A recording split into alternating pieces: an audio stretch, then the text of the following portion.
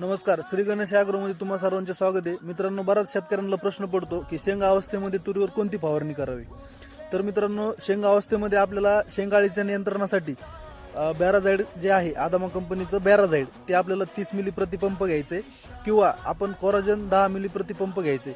या दोन्हीपैकी कोणतेही एक अळीनाशक आपल्याला वापरायचे. आणि सध्या वातावरणामध्ये धुळीचं प्रमाण जास्त असल्यामुळे हेक्साकोनाझोल कंटेन असलेलं बुरशीनाशक घ्यायचं आपल्याला, जे की टाटा कंपनीचं क्वांटम प्लस आहे.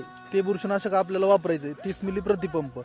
आणि जे शेंग जे आहे ते शेंगाची साईज वाढण्यासाठी किंवा जे तुरीचे दाणे आहेत त्याचा आकार वाढण्यासाठी आणि चकाकी येण्यासाठी, एकंदरीत आपला माल सुंदर दिसण्यासाठी आपल्याला बुस्टर कंपनीचं जे झेप येतं ते 25 मिली प्रतिपंप वापरायचे.